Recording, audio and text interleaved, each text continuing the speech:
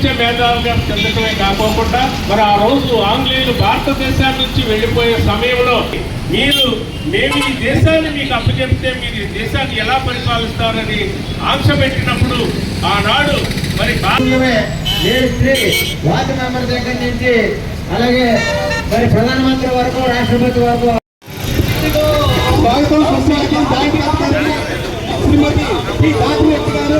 బాబాసాహెబ్ అంబేద్కర్ విగ్రహానికి పూలమాలంకరణ చేయడానికి చేశారు. బాబాసాహెబ్ అంబేద్కర్ 134వ సందర్భంగా పూలమాలంకరణ చేస్తున్నారు. జై భీమ్, జై భీమ్, జై భీమ్, జై భీమ్, జై భీమ్, జై భీమ్, జై భీమ్.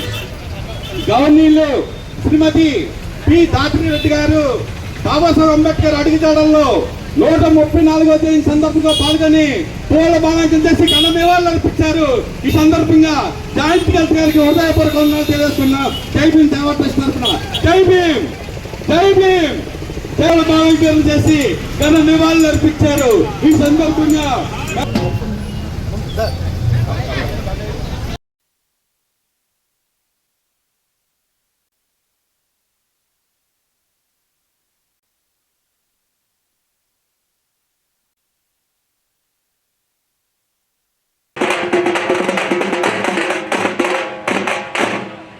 డబ్బుల బృందం ఇచ్చేసింది. స్వాగతం, సుస్వాగతం. బాబాసాహెబ్ అంబేద్కర్ 130 గవర్నీలు, సంఘ సేవకులు, సాగంటి సంజీవ్ గారు, ఏలూరు పట్టణ ప్రముఖులు ఇచ్చేశారు. మనకి స్వాగతం, సుస్వాగతం. బాబాసాహెబ్ అంబేద్కర్ అడుగుజాడల్లో ఇచ్చేశారు. పూల మాలంకరణ చేసి ఘన నివాళులు అర్పించి తమ అమూల్యమైన సందేశం ఇస్తారు. దయచేసి అందరూ కూడా ఓపిక పట్టవలసిందిగా అంబేద్కర్ ని ఐక్యరాజ్య సమితి వారు ప్రపంచ వరల్డ్ నాలెడ్జ్ అంటే బాబాసాహెబ్ అంబేద్కర్ యొక్క జ్ఞానం ఈ ప్రపంచానికి ఈనాడు బాబాసాహెబ్ అంబేద్కర్ ప్రపంచ మేధావి.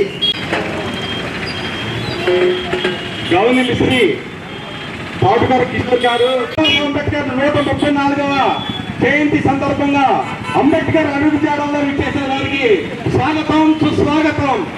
గవర్నర్ శ్రీ సాగంటి సంజీవ్ గారు బాబాసాహెబ్ అంబేద్కర్ కి ఘన నివాళులు అర్పిస్తారు.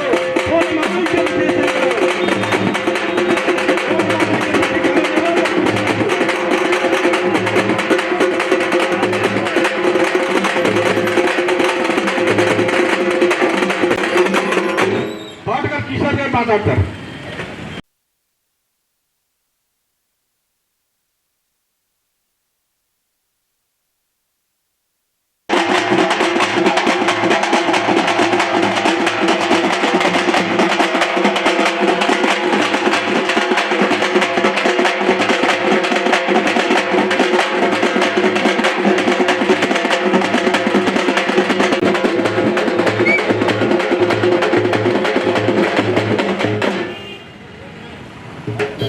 ముఖ్యం గవర్నర్ శ్రీ ఆర్ అంబేద్కర్ పాట వైస్ గారు స్టార్ట్ చేయండి.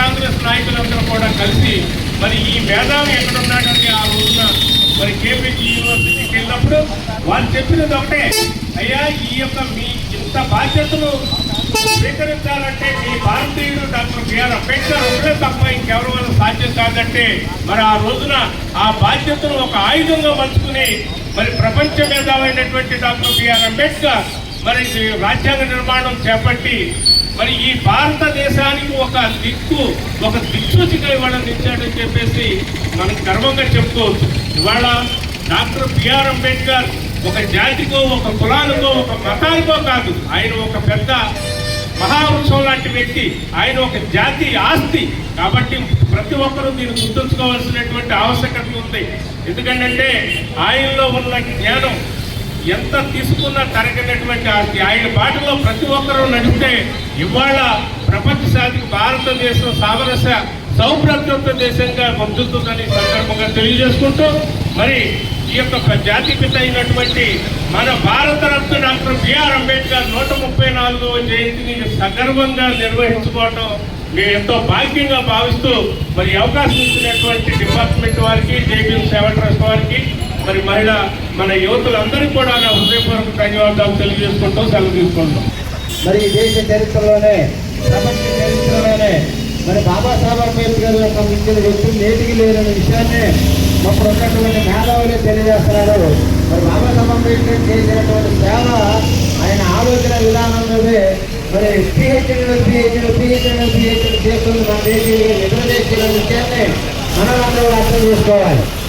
ఎందుకంటే ఆర్థిక వ్యవస్థ మీద, సామాజిక వ్యవస్థ మీద, అలాగే ఈ యొక్క కుల వ్యవస్థ మీద ఆయన ఎన్నో కార్యక్రమాలను నిర్వహించి సమాజం కోసం ఏది ఉపయోగపడుతుంది అనే విషయాన్ని ఈ సమాజానికి అందించినటువంటి గొప్ప జ్ఞాని మరి బాబాసాహెబ్ అంబేద్కర్. కాబట్టి బాబాసాహెబ్ అంబేద్కర్ ఆలోచనని అమలు చేయవలసినటువంటి బాధ్యత ఈ దేశంలో ఉన్న ప్రతి పౌరుడికి ఉందనే విషయాన్ని